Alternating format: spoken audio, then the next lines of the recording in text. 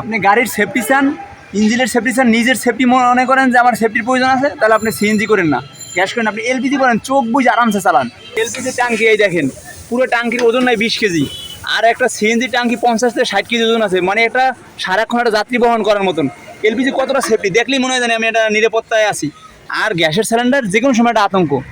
তো এইটার মাথায় রেখে আপনারা কাজ করবেন। গ্যাসের সিলিন্ডার মানে এটা আতঙ্ক, আপনি বের হওয়ার সুযোগ পাবেন না গ্যাসের সিলিন্ডার বাস্ট হলে। হ্যালো এভরিওয়ান, আসসালামু আলাইকুম। আমি টেকনিশিয়ান সোহেল। আপনাদেরকে আজকে 3টে বিষয়ে কথা বলবো।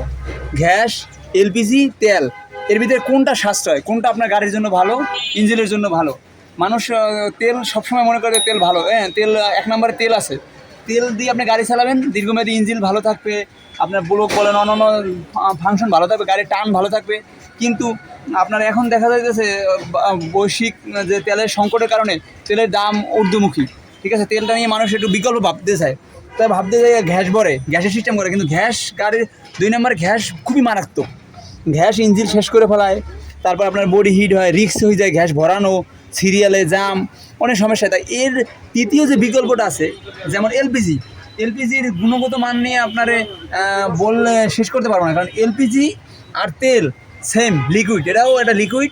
কিন্তু এলপিজি ব্যবহার করলে আপনার তেলে যেই সার্ভিসটা দেবে, যে টান দিবে বা ইঞ্জিন যে দীর্ঘমেয়াদী সার্ভিস থেকে সেম পাইবে, একটু 19-20 হতে পারে। কিন্তু আপনার তেলে এলপিজিতে যেমন সাশ্রয় আছে এবং ইঞ্জিন ভালো থাকতেছে, আপনার গ্যাসে যেমন ইঞ্জিনে টাকা সাশ্রয় দিয়েছে, ইঞ্জিনটা বাদ হয়ে যেতে গড়ে পাতায় সমান কথা। কিন্তু এলপিজি আপনার তেলের সাইডে সাশ্রয় দিয়ে দিতেছে, টাকার দিকে টাকা সাশ্রয় দিয়েছে। আর ইঞ্জিনের যে ক্ষয়ক্ষতিটা ওরা এলপিজিতে নাই বললেই চলে। তেলও যেরকম সাশ্রয়, ইঞ্জিন ভালো থাকে, এলপিজিতে এরকম, কারণ ওটা লিকুইড, ওটা গ্যাস না। ঠিক আছে, তো অনেকেই জানে যে এলপিজি মানে মনে হয় গ্যাসই, কিন্তু ওটা লিকুইড, এটা তেল জাতীয়। তো আপনি যদি যারা এলপিজি নিয়ে ভাবতে আসেন তাদের উদ্দেশ্যে বলি যে তেলের এই ক্রাইসিস, এই সংকটের ভিতরে আপনি গাড়ি এলপিজি করে নেন। আপনি যে কোনো দক্ষ মিস্ত্রি শিখিবেন, এ বলবে যে এলপিজি সর্বোচ্চ ভালো। এলপিজিতে আপনার রিস্ক নেই যে ওই গ্যাস বাস্ট হইব ওই রকম, বা আগুন ধরবো গ্যাসেতে, গাড়ি ব্লক টাঙ্কি বাস্ট হয়ে উড়ে যাইব, গ্যাস লিক করে এই জায়গাতে আগুন ধরবো, ইঞ্জিন বাস্ট হবে, এরকম কোনো নয়। এলপিজি একটা লিকুইড। ঠিক আছে, তো এলপিজি সর্বোচ্চ সাশ্রয় জিনিস।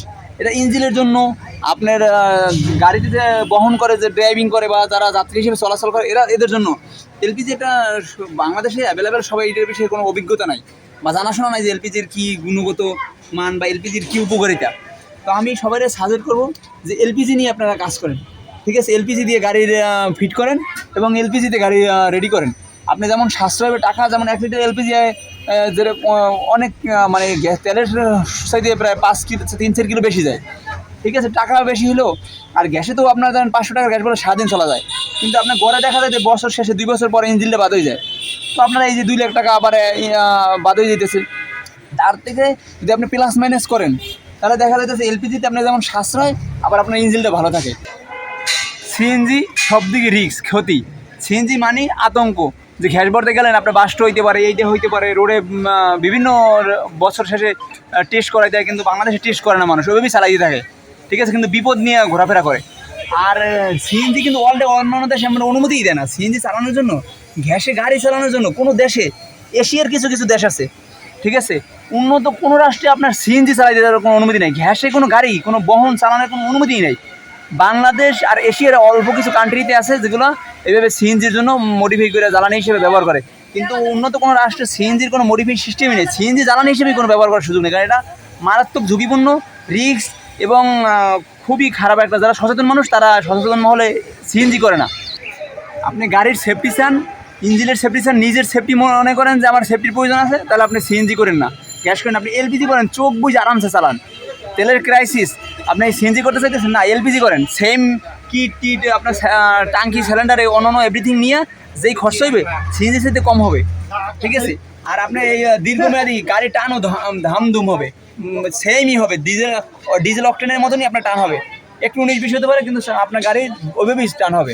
সেফটি দেখলেই মনে হয় জানি আমি এটা নিরাপত্তায় আছি। আর গ্যাসের সিলিন্ডার যে কোনো সময় একটা আতঙ্ক। তো এইটার মাথায় রেখে আপনারা কাজ করবেন।